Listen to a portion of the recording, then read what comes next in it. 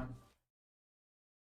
Hey guys, it's Matt and Joe with VMP's live show. Not Tuning Tuesday, not Burnout Box. No. It is the live show. It is Wednesdays, 2 o'clock. Yeah, Roughly. it's like the randomness where you don't know who you're gonna get. Exactly. It's like a bag of M&Ms or Yeah. a box of chocolates. Some days it'll be me and Matt. Some days it'll be me and someone else. Some day it'll be Matt and someone else. Some day it'll be someone else and someone else. Joey was on here last week. So, We had a good time. it We varies. we just swapped racing stories. It's a good time. I need one of those cough or mute buttons for anytime I put Joey and Matt on the same stream. Oh no. Yeah, so we did this beep and a whole bunch of beep. It's the 8-second radio delay. I need Yep. Yeah. It's Joey's fault. He brings out the worst in me. We've been getting questions about 2021 F-150s. We don't have a blower kit for them. No, they don't Don't fit. ask us. We'll announce it when it comes out. They don't fit. Unless you have a really big grinder. And drilling to delete everything. Yeah, we'll know more about the fitment on that in coming months. Right now, we don't have anything on that. See. All right, so What about blower spacers and a cowl hood? no. It's like the old Super Duty hood swap. Like keep- GM, just put the bump hood on the thing. Just keep stacking it up until Look it like a fits. headbutt in the wall. Nope, we're not doing it. All right. Weird car kink. What car, what engine for a engine swap setup? What would you do? Just for preface, this was engineered around any car, any engine. Any car, any engine. I saw something really cool yesterday I didn't know existed. I saw someone that 2J swapped a Ford Model T. That's got to be pretty sweet. I thought it was really cool. I thought it was really cool. It was a Model T pickup truck with a 2J in it. I'm like, let's take the smallest, lightest vehicle you can find and put a 2J in it. Put an iron block, aluminum head, Yeah. straight six turbo engine in it. So I thought that was really cool. I've What seen. would you do? I already know. Like, I kind of already know what you would do. Yeah. But that's not any car. That's just the car you had. Yeah. I don't. I always wanted to V8 swap a Focus. Hmm? I haven't done that. Obviously they're for sale, but I wouldn't do it just the usual way. Like everyone buys the V8 swap kits and they put like a carbureted 302 in it that makes 225 horsepower, and that's that, which would be fun. But I feel like I would have to actually make one fast. Like I would love to see, because obviously with the V8 conversion has to be rear-wheel drive. Yep. So I would like to see some like actual power through like a dart blocked 331 with like at least one or two kits on it. So what you're talking about is one of those big turbo rotary Corollas. That's Those always are- out of OSW. Yeah, something like that. You mean oil spreaders? Yeah, oil Yeah. spreaders. Yep. So Fog machines. yeah, there is that. That'd probably be something along those lines. Just, I mean, there's always other things you could think of, but that's the first one that really comes to mind. Is I've always wanted a V8 swap of Focus because I like my Focuses. 07 to 2010 Mercedes E-Class with a blower Coyote or a twin turbo Coyote. I feel this one. I feel this one a lot. What's funny is those engines aren't so far apart. Yeah, exactly. Well, that was the thing. It Designers wouldn't and be. all that. Yeah. Mhm. It wouldn't be that hard. No. In the grand scheme of swapping stuff, I think it'd be very, very fun. I Yeah. think it would. I like W211 E-Classes, so I'm like, yeah. I guess, yeah. There's No. always some weird things. I'm like a big fan of taking something super luxurious and giving it a stupid amount of power. Yeah, I like that. that's what my dynamic is with I like that. the whole. Heated 07 and 10 cooled E-Class. seats, Yeah. limo tent, and like 900 horse. Yep, I don't hate it. and like a 305 3519 Mickey on the back. Mm. I want you to valet park this. It'd be good. And then we got RTD Devices. We released a video tutorial last night. Yes. Michelle did that with JD and Brian over here. Correct. I haven't got that watched it. hammered I'm out. guilty, just so you know that. I haven't watched it either, but thankfully I do Yay. know how to use an RTD already. Yes. But for those that don't, it's definitely a good video to watch. People who it's relevant to, mainly the newer, like our Odin and Loki kits. Yeah. If you're going to be buying an Odin Loki kit and you're going to be requesting a tuner and device from us, we're going to be sending out an RTD device with the kit. Yes. Engages don't exist anymore. Previously, we'd send you out with an Engage. Basically, it more or less applies to the X-Engage crowd. Yeah. So whoever would normally have bought an Engage now is going to need that. I feel like this has all worked out really nicely for HP tuners. Yeah. Like, super nicely. I was thinking the same thing. It does work really well. It does.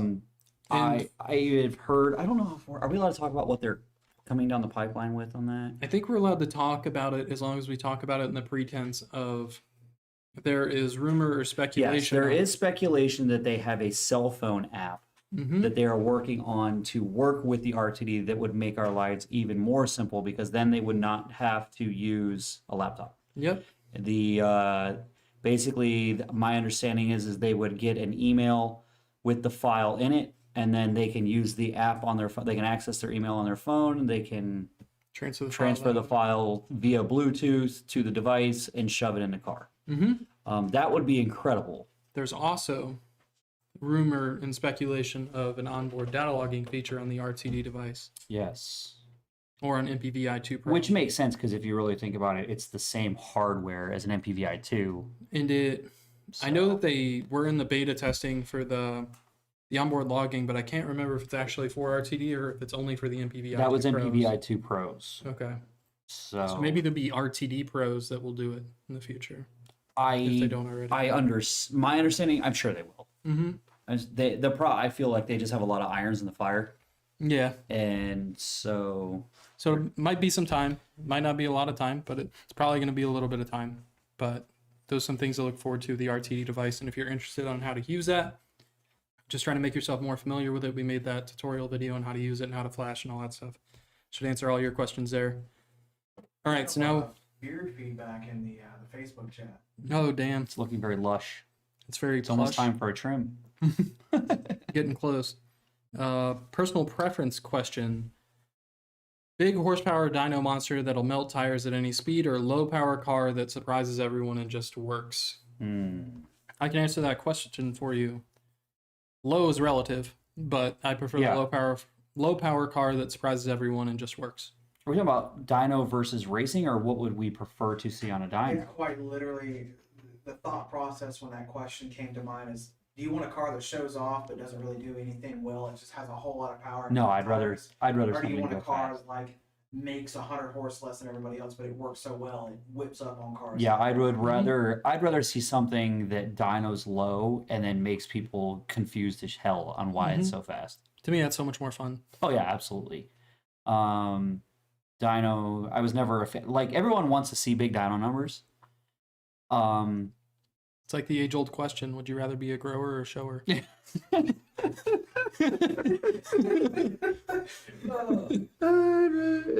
Right. So bad fuel symptoms. I'd rather go fast. I mean, we live in a day and age of horsepower numbers are almost too easy to tell. I know, especially with I use the Hellcat group for example. There is so many 1,000+ horsepower Hellcats. It's sickening. It's just like 1,000 horsepower Hellcat is boring now. And it's like, oh, it made 1,000. Whoop-de-doo. Like, and we can back up to even 5 or 10 years where it was like, oh my god, it made 1,000. Like, you posted everywhere. You know what I mean? Like, it was a thing. Now it's just like, it's 1,000. It's like a 450 wheel Cobra back in the day. And it's never enough, because now it's like everyone wanted 1,000. Now everyone has 1,000, and now the new 1,000 is 1,500. Everyone wants 1,500. Everybody, hey, I want 1,500 horsepower. Dude, you can't use 1,000. What do you want 1,500 for? I want 1,500. What?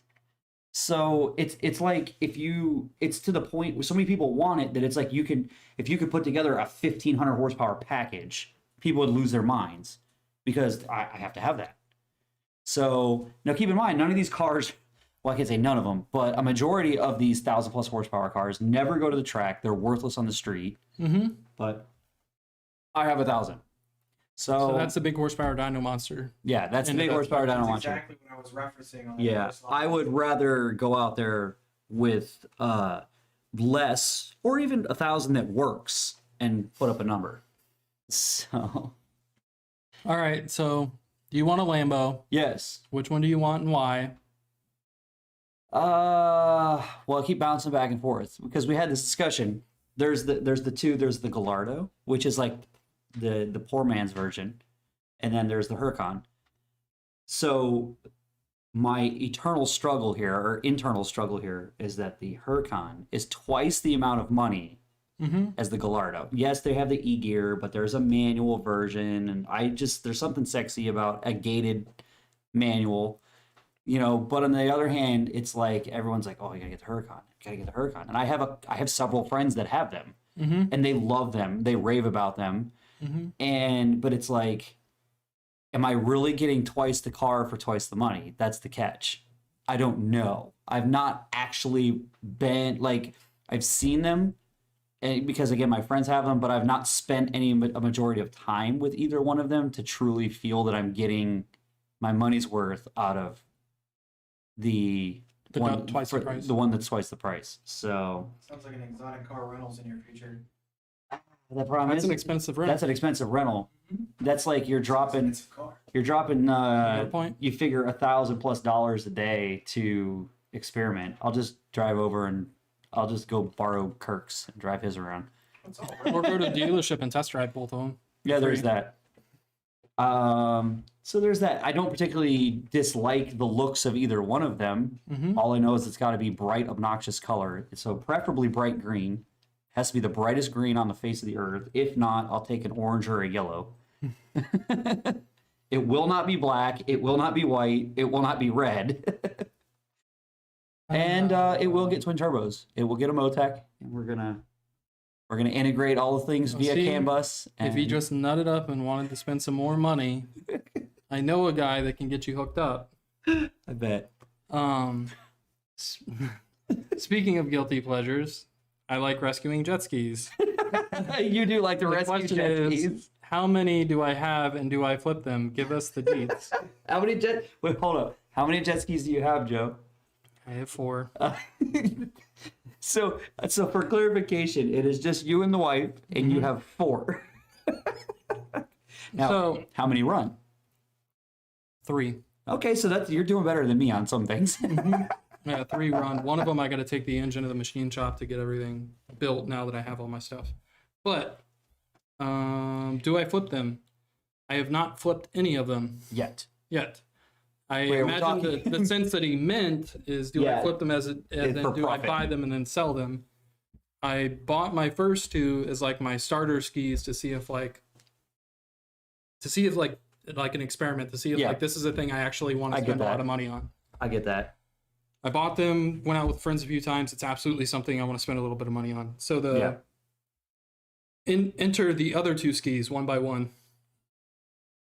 They're kind of like the final form of the skis I bought. I got 2 Honda F12s, and I found 2 broken F15s that need fixed. So I have one of them fixed, and now I got to fix the other one. But the plan there would be to sell the F12s once I've ridden both F15s and confirmed that it's actually the move I want to make, because the F15s are bigger.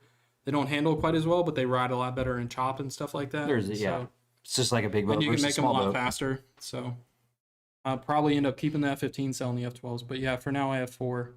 And those are the deets. And bear in mind, you didn't go from like 1 to 4 over the course of a year. You went from 1 to 4 within like a month. No, it's like 6 months. 6 months. Michelle bombed you out in the Facebook chat. He's like, how many jet skis do you have, Joe, in quotations? I have 4. Mind you, he had 0 about 6 months Yeah, ago. see, that's what I said. Yeah. He went 0 to 4 real quick. Yeah. Yeah, I found that hobby to be quite enjoyable. So Yeah, I get that. I'm doing it more. More, I will say, I don't know if it's the natural progression of things or maybe it's what the sign of times to come, but I've noticed that more and more car guys are not getting out of it, but more and more car guys are starting to get into other things.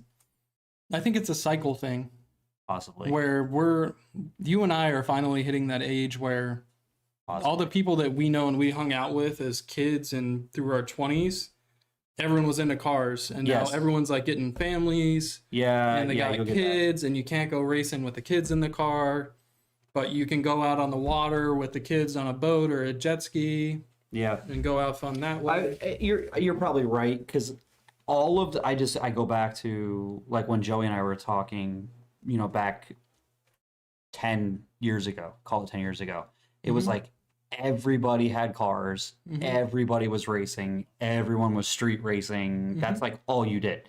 And almost every single one of those people that if you took the whole list of people that I ran with back 10 or even 15 years ago, and the ones that I'm still in touch with, at least 90% of them either do not even own a car, a performance car anymore, or don't really drive them, and they all are out and they do boats and they're doing like Side by sides. they're doing side by sides, off roading. They're like, some of them are like into fixing and flipping houses, or they've just all, nobody really does the car thing anymore. It's almost like everyone has outgrown it. But I hate to say that that's what's going to happen. I don't even think it's an outgrow thing. I think it just gets old after a couple decades to where you kind of want to change a speed a little bit. Like I even have a boat now too. And it's like I sat there and said, I will never ever ever own a boat. That is stupid. Here I am with a boat, and I like it. I enjoy it. So Definitely Also, can be a over good the time. past, you can easily say over the past decade and a half, the liability for having a fast car on the street. there is that. much higher. It's Yeah, the fines and problems that arise. well, that from was having kind it of where kinda I was going increased with too. my question. In a sense, is this the sign of times to come, or is it just my group? That's what I was kind of getting at. Is the car industry going to start tapering off? I don't think so. I don't think think just so. a new group of people is going to merge into Next it. generation. Yeah, the next Yeah. generation is taking over, ruining it more than we did, and then Burble tunes. burble tunes and pops Pop- and pop bangs, bangs. and All that stuff. ugh, Then we got we'll go over to YouTube real quick, hit up all that stuff. So if you got a question, Yay. ask it before I switch over to Facebook. all the YouTubes. A horse named Dollar. The Hondas are turbos. Hondas are turbo, correct? Yes, they are. Yes. I think I went the wrong way though. Yeah, yep, I did. I'm going to go back up to the top. Force induction. What up, VMP crew? What up, Force induction? Coyote Kelly, what's up, guys? What's up, Kelly? Did y'all get any snow in Florida? Panhandle Snowed in did. here in Panhandle Louisiana. did. We didn't get any. Yeah, Force induction. Do you remember the Terminator swapped SVT Focus from back in the day? I yes, do. I do. I think everyone in this room does. It was incredible. I saw it at the, so I'm going to show my age again here, the last Fun Ford weekend. So they used to do NMRA. They used to do NMRA at Bradenton, and then they would do Fun Ford weekend Orlando. the next weekend in Orlando. There was actually two separate events that Yeah. would run back side by side. And they quit doing it because it was too much. And that was at the last Fun Ford weekend. So this was a long time ago, but that's where I saw it. I've actually been to a Fun Ford weekend. I My went to uncle my took me last as a one. kid. We're Um, all getting gray hairs just talking about this. Elvis King, it was a great video. Appreciate the comments. I assume it's in reference to the RTD yeah, video. probably. Jamie, what's the average cost to convert a 15 Supercharged GT to E85? Probably about 3,000 to 4,000. I was going to say 35. Yeah, between the fuel system, injectors, depending on if you're installing it yourself or not, and then Yeah. the tune update, 3,500 is a ballpark, rough ballpark, but that'll get you there. Yeah. If you don't got a few G's to burn, it's probably not for you. But it really but depends look on at what all the- injectors you already have and Look stuff at all like the that. money you save on race fuel. Yeah. at If $80 you burn a lot of it. at $80 a can for C16. Yep. Eric S. Hey VMP, good to see y'all live on a 03 Mach 1 with free flowing exhaust. How much power would be gained from 93 tune to 85 tune? It depends on how aggressive the current tuner is getting with the 93 tune. So on E85, we can basically run MBT timing everywhere. 10 whips at 3-wheel. I mean, I was going to say Probably about 10. 5 to 10. I was going to say 10. Yeah, probably about 5 to 10. But when you're talking about something that only makes 280 to 305 wheel to begin with, depending on what's done Yeah. to it. I mean, 10 horsepower is a decent amount, but it's nothing really to write home about. It's not like a blower car going from pump gas to E85 and turning boost up. Yeah. SC302, I'll tell you what, you'll not catch me anywhere near a body of water. No boat for me. Famous last words. I'll meet you halfway on this. I will not. I have. Well, first of all, I don't fish. I don't have any interest in fishing. It bores the hell out of me, unless you count shooting fish fishing. I mean, it is in a way. This man wants to throw a stick of dynamite. Right. That my idea of fishing would be using dynamite. Yes. So my father-in-law does, or he used to, I don't know if he still does, he used to do bow fishing charters. Bow fishing? See, I do You that. probably like that. I'd see. Yeah, if I can't shoot it, I'm not interested. So that being said, I don't go fishing. And I have said this from the beginning. I remain firm with this. I cannot and will not ever go offshore. Like if I cannot, Like if you can't see the shore. if I cannot see land and potentially get to it, I'm not interested. Unless you're on a cruise ship. Unless I'm on a cruise ship. If I'm on a cruise ship, it's not my problem. But It's not your job to get everyone back. correct. So I have, yes, I have my boat. I love it, but I have stuck and almost entirely to freshwater rivers and lakes and trolling around. I have more fun exploring, kind of driving up and down rivers and checking out houses and going tubing and things like that. I have way more fun with that. I have zero interest. A lot of my friends do this. They'll go 100 miles offshore to go hit these certain spots, and they're going to go hit tarpon or whatever. And I'm like, you guys are retarded.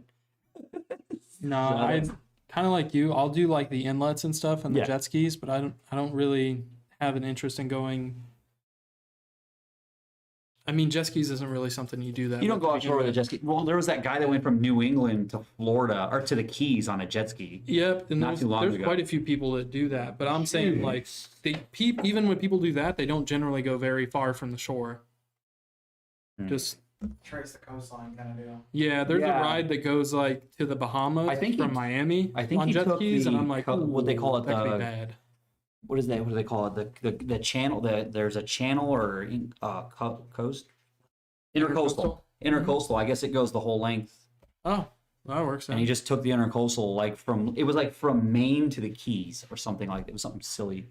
That's got to be pretty sweet then. I just remember seeing a picture of it with a whole bunch of gas cans strapped to it. Yeah, I can imagine. So We've got you got to Mike Snook. I got to come to Bradenton. I don't know if I'm going to We were just Bradenton there this for the year. Cletus cars thing. Yeah, I think he's saying the NMRA thing. I don't Yeah. know if I'm going or not yet though. Daniel, I remember the Pushrod 5.0 Focus. There's a lot of them. There's actually like 3 of them for sale on Marketplace right now, and they're always relatively cheap. Yeah, they're not ever really crazy I expensive. think it's because people end up with a whole bunch of money in them, and then they're just like, eh. It's like when a normal Focus is $1,500, your 5-liter Focus is like $5,000 is like a lot more money than those. Thomas Madison 7.3 gas Ford Charger. Oh God. The only possible way to make it heavier. Yeah. And we got Fun Ford weekend. Yep, we're old. He's right. a horse named Dollar. That's bust out another 1,000. Yeah. Mine's It can be.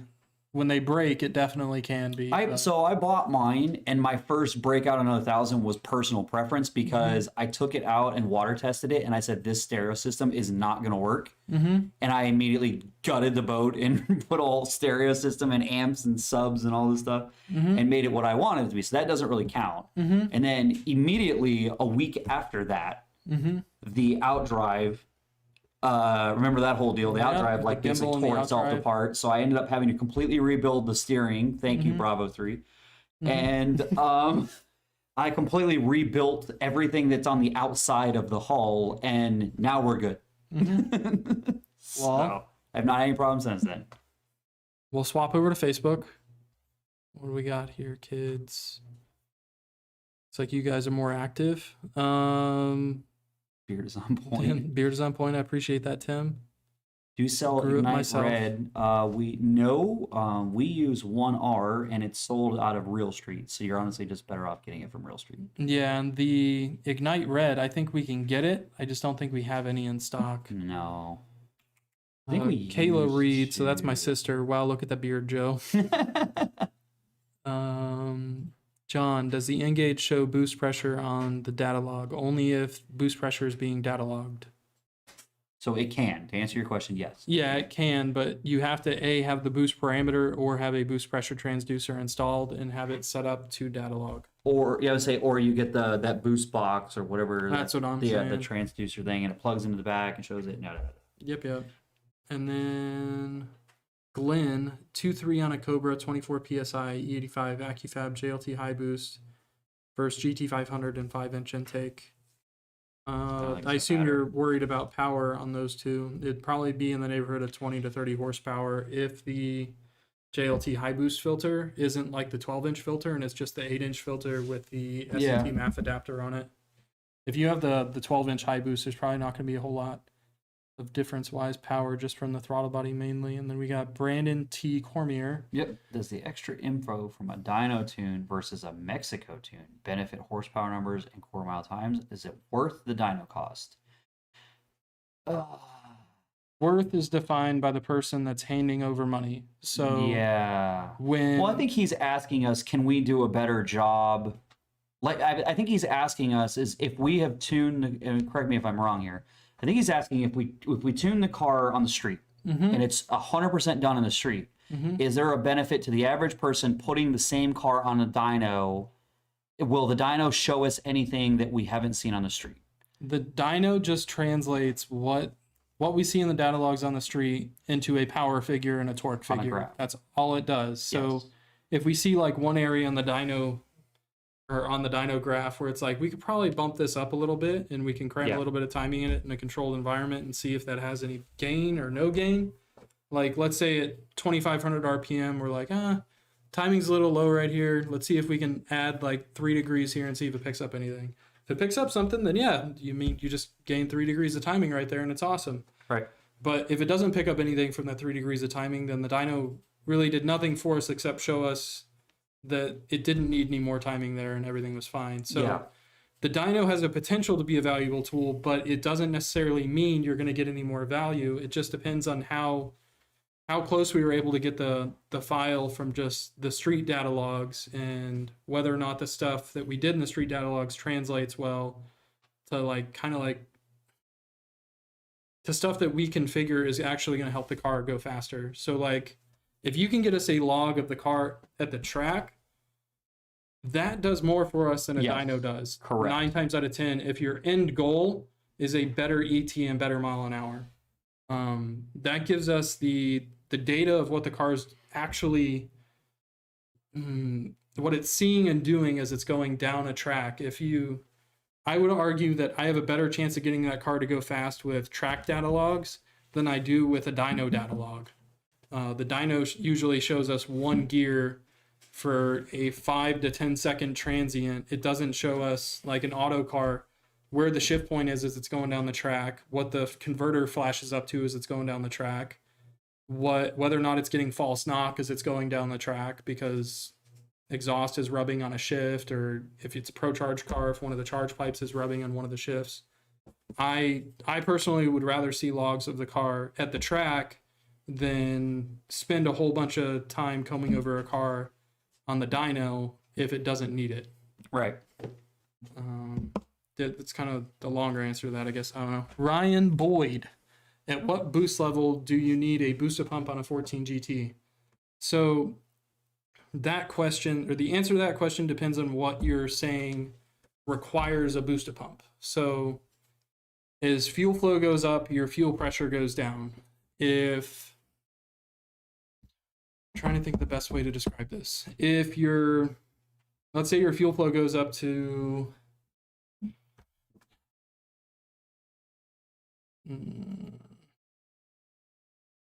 let's say it goes up to 6 pound minute or 6 pound hour, not pound hour, 6 pound minute. Let's say you go up to 6 pound minute on fuel flow. And at 6 pound minute, you have 48 PSI and you're making, the gaffing tape died. And you're making 13 pounds of boost at this level. This is all like, it's numbers I'm just doing off the top of my head.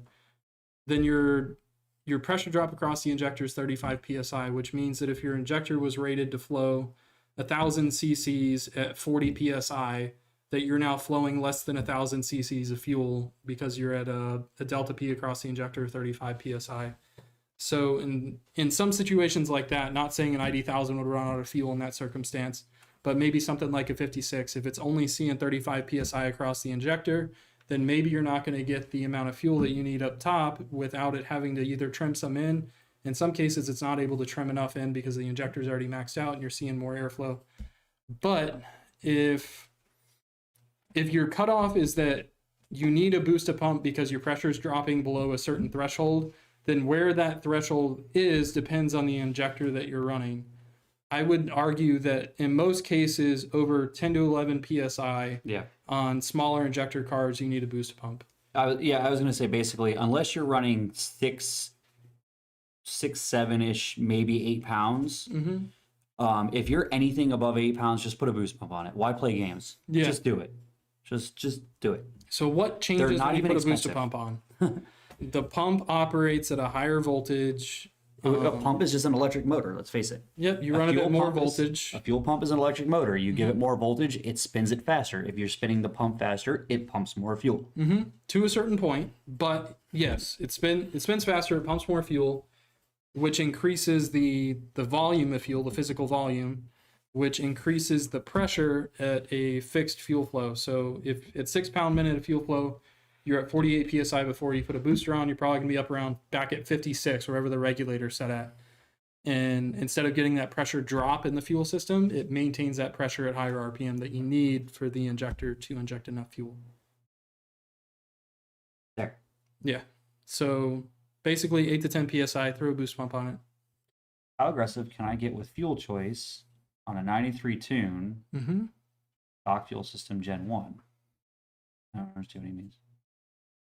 And is he talking about boost? I think he's actually talking about boost. The way he worded that was a little weird, but I think he's asking how aggressive can he get with boost if his fuel choice is 93 octane on a stock fuel system Gen 1.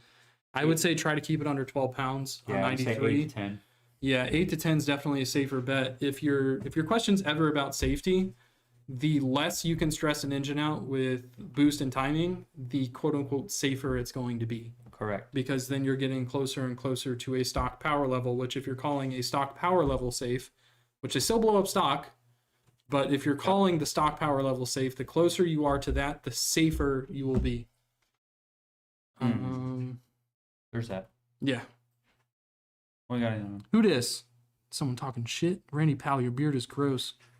Didn't ask you to sit on my face.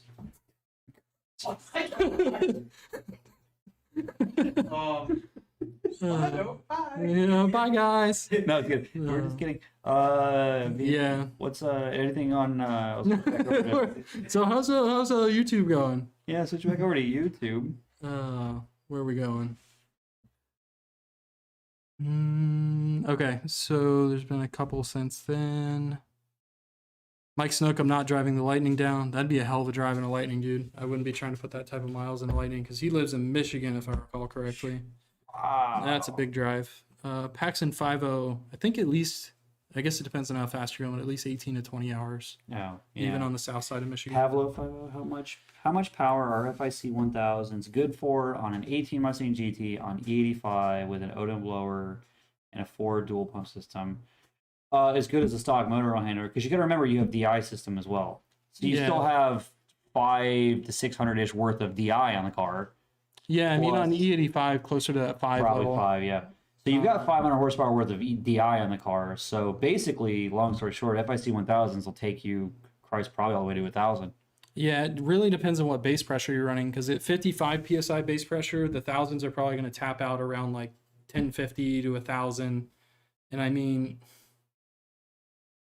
when you're at that level, just throw fucking 1300s in it, dude. Yeah. Because you're a few pounds of boost away from maxing out the thousands, and if you ever run into a situation where you, for whatever reason, your fuel pressure starts dropping at wide open throttle, like let's say you're at 20 pounds of boost and your base pressure is set at 55 psi, plus 20 pounds of boost, you're at 75 psi not across the injector, rail absolute pressure. And one day you're going watt and you're at 7,700 RPM and your fuel pressure drops to 50 psi. And then at 8,000, it's at 45 psi. And now your ID 1000s are maxed out and you're at wide open throttle, or your FIC 1000s are maxed out. And you're at wide open throttle. And the thing it's relying on most for fuel at this point, it's blending out the DI. It's probably 20% DI at this level, 80% port injection. So now 80% of the fuel mass that it thought was going to be there is no longer there, and your car runs lean, and it's 92 lambda going down the track, and you burn a hole in a piston, and you're really sad. No, that doesn't happen. and you're like, hey man, like my car blew up. What do you think happened? Do you got a log of it? Yeah, here's a log. Oh, looks like fuel pressure dropped and you ran out of fuel. And that's why you had a bad time. And it's like, well, if you had ID 1300s, you wouldn't have maxed out the injector when your fuel pressure dropped, and you wouldn't be buying a motor right now. Oh, but ID 1300s are like another, or FIC 1200s in this scenario where you're talking about FICs. The 1200s are another $300 or $400. Yeah, but if they just saved you 10 grand on an engine, all of a sudden it's a lot more worth it. No. Yeah. Instead, I'm gonna stretch out these ID 1000s or FIC 1000s until the point where they're 90% duty cycle under ideal conditions, and they're 110% duty cycle under worst case scenario type stuff. Just put ID 1300s in it. But will 1000s work? Yeah, they'll work. Benjamin Ford. Hey guys, thanks again, Matt, for tuning my brother and mine's GT500. They get up and go for now. So, not a problem, buddy. Those guys, if they are the ones I'm thinking of, they confused the hell out of me. Oh, the two twins that you're telling me about, or brothers? They had the same name. Mm-hmm. They had the same car with the same mods. Mm-hmm. And I didn't realize this at first. Mm-hmm. So it was like I figured this out about halfway through, because it was like I want to say that I sent one a file, and then the other one sent me, something like I got sent a log, and I was like, how do you have a log? I didn't send you a file. And then I was like, wait a minute. And I asked him, and he goes, yeah, that's my brother's car. And I was like, oh. They got you. They got you. They got me good. And then it was like, so then it became a joke where I said, whoever is mean to me, I'm going to make their car slower. Oh, man. So Brothers with GT500s, I guess. why not, right? Then we got Mike Snook, 1,220 miles one way, 16 and a half hours. It's rough, man. Yeah, definitely don't drive the Lightning for that. I have a VMP return. Who's this? Sinspot.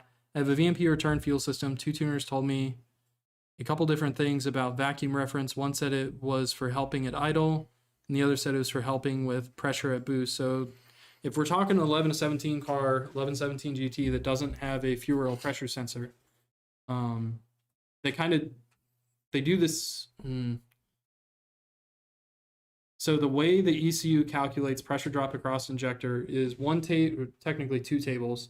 You have your low speed returnless fuel pump, fuel flow versus injector or rail absolute pressure, and then you have your high speed fuel pump, fuel flow versus rail absolute pressure. I think where you're getting two different answers, and they're both technically not wrong. Not running a vacuum reference on a regulator. It's a GT500, 14 GT500.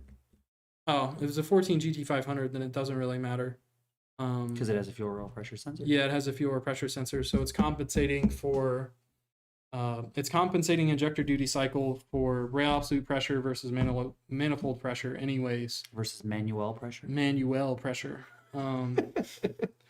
So at the end of the day, it's not really going to do anything for you to not boost reference it. I would say that it's better to boost reference it if we're talking a 14 GT500. If you're a 5-liter, one could make the argument that the calculation for rail absolute pressure works a lot better if you don't have a vacuum boost reference on it at idle. And then when you're watt, it's better from a safety standpoint to have that vacuum boost reference if you're over 15 pounds and you're not compensating for things correctly. It's better to have that than not have it, but for GT500s, that isn't the case. Thomas Neal. Oh, one could make the argument that factory, they have a map reference on the pressure sensor, and that you should keep that going on the regulator when you... this is true as well. Yeah, when you put boost on it. Or put more boost on it. Thomas Neal. Now I need to upgrade injectors, lol. Oh, Thomas. Your car's fine. Marco Bala 92. Thoughts on Alex Flores? I worked with him for 2 or 3 years. Yeah, wow. I don't have any problems with Alex. No problem with him either. Hell, Alex used to stay at my house sometimes when he came up from South Florida to work here for a couple days of the week and then head back home. So yeah, to that end, I have no problem with Alex. Hell, Alex was even at my wedding. There you go. Jamie, the guy with the Cobra, wanting to know about the 93 tune versus E85. I'm only getting 10 horsepower. Boostain give me a similar gain. I'd argue that, yeah, Boostain would give you a similar gain. Brandon Cormier. I think the new F-150 has a belt-driven oil pump. I'm not against it. I mean, if anything, it takes the whole oil pump gear shattering thing. Yeah, Makes it less of a problem. Maybe? This is one of those things that I briefly glanced at like months ago. So I don't have any knowledge that is truly stored away. I want to say it's internally driven, though. Yeah, I want to say it's all behind the timing cover. It's not like an externally mounted belt drive oil pump.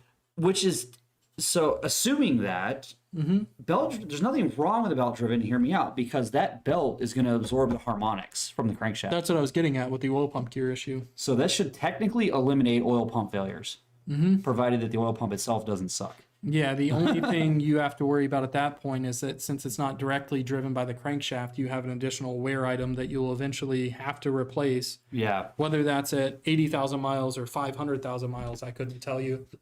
But Ford probably could. Yeah. Imagine that we're now going to be in a time where we have oil pump pulleys.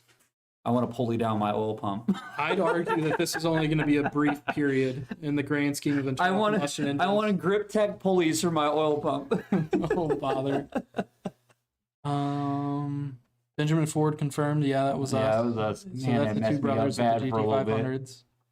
I think that's it. Sinspot, great. Thank you. I'll get it hooked up. We got to get Brian's question. Oh, yeah. The B-roll question. Oh, that's what this is. B-Rye question. I was like, I don't know what that means. That's the B-roll question. B-Ryan. Brian, how may we educate you today, sir? Fire away, Brian. How may we bestow knowledge upon you, sir, to help you leave this room knowing more about things? So you guys choose it. Oh, you have to speak up. I'm gonna let you guys choose. Let me clear my throat. Potential questions. I'm gonna let you guys choose it. Okay.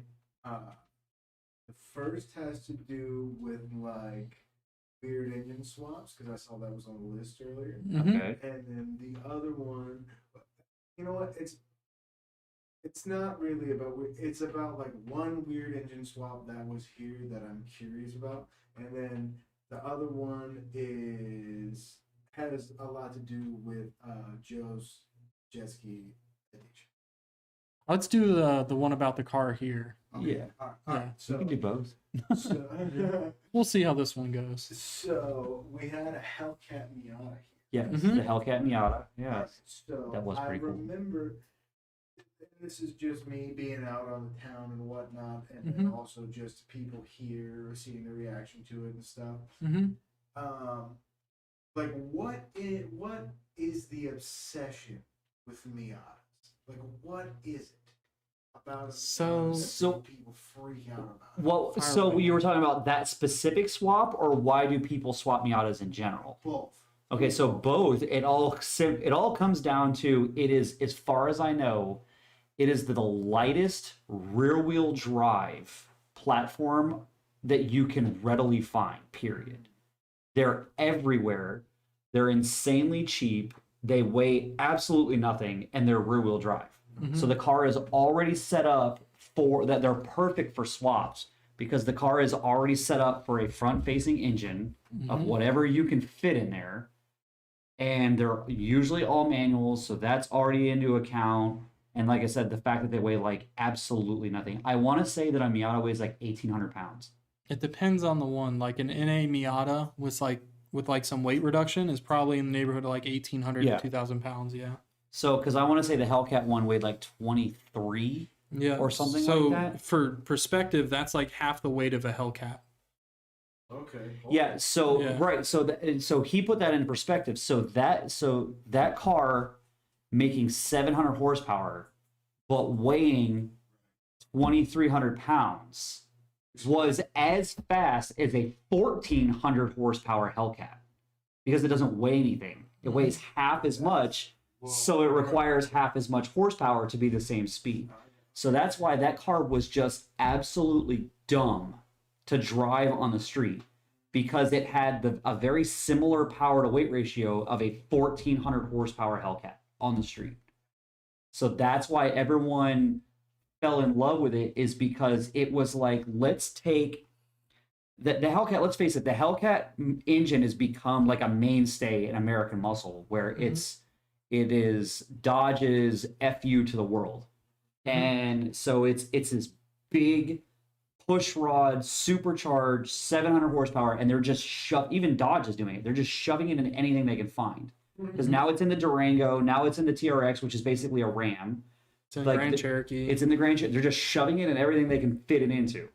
So, and because now they've been out for 5 years, actually 6 years, now these engines are starting to become available, and people are taking these engines and just shoving them in anything they can find. So why not take the biggest, baddest production engine you can find and shove it into the smallest and lightest car that you can find? So it was the ultimate level of absurd, and that's why everyone liked it. So, and I mean, I did. It was. I'll say that was. I know Justin and Dude went out and drove it, but I wanted no part of driving that car. Yeah. Absolutely no part of driving Death machine. Car. There was just. You asked Chris, and he said. It has none of the advantage of the weight side of the downforce. It didn't have it didn't have any of the traction advantage of the sophisticated suspension on a Hellcat. Yeah. And the weight that a Hellcat has. And a weight pushing down on the tires. This thing was just it was like I said, it was dumb, and I wanted nothing to do with driving that car. And in the meantime, I'm in the background being a terrible instigator going, you should probably put this on E85 and we can pulley this down and let's make 1,000. So I am sad to see that thing was banged up, and then I believe they fixed it. But you can't say you were surprised that it happened. I cannot say that I was surprised it happened. Yeah. And I don't know whatever ended up happening to it. I don't know. He probably sold it or something. But then just to tag up on that, like, you know, I go out and about with my friends and stuff, and I see, like, now, it's like that thing, like when your brother buys a car, you see that car everywhere now. Whatever, you know? It's like, now that I saw that Miata, I see them everywhere. Yeah, absolutely. Especially down here. Absolutely. Yeah, it's like cheap convertible. It's a cheap convertible in Florida. Yeah, and I saw, like, there's even some, like the convertible one that I saw. One could argue it's the poor man's Corvette. Yeah. Okay. Because handling performance-wise, they're very similar to Corvettes. And just, like, lower in Corvettes, but Corvettes. I could almost, like, I know this is saying it's terrible, like, blasphemy to the listeners right now, but I could almost not care about the engine or any of that stuff. I'm the guy that, like, the shape of the thing. Yeah, the aesthetics of it. Yeah, it's a good-looking car. I need the shape to be something to me. And the ones that I saw, like, out on flag were like, okay. They're a lot of fun to drive. Yeah. I will say that. Ashley had one. There is a reason that there is entire autocross racing sanctions dedicated to Miatas. There is Miata spec racing. Yeah. Like, there is entire organizations where that is all they are, is Miatas that road race. So, yeah, they have a very huge following, and rightfully so. As I said, it's a small, nimble car, lightweight, inexpensive. Parts are cheap for it, and you can get one and go road racing with it, and that's that. So, and then that thing came here. It's like, we got Neil. What's up, guys? Mr. Joe SN95 Coyote Swap runs great. You and Mike Toon. Glad to hear, Neil. Oh, you get to get this sorted out. Good. Yep, and then. Shabui. Hi guys, it's me from Shadowy. Fully thanks to Michelle for her support in fixing my car. Glad to hear you got you patched up. And then Kobe Coyote, have you ever tuned Edelbrock 2300 for Gen 1 Coyote? Yes, I have. Not terribly difficult. Nope, not hard to tune. Just don't expect a ton of horsepower. Especially the old 2300s. And do we got anything in here? Another question I have.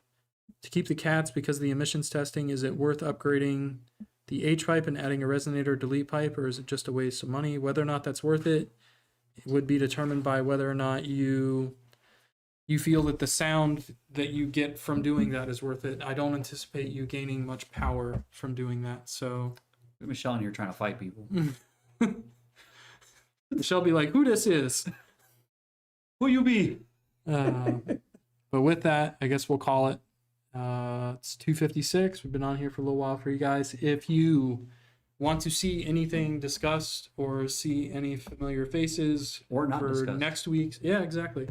For next week's live show on Wednesday at 2 p.m., drop us a line and let us know what you'd like to see or who you'd prefer to see on it. And See.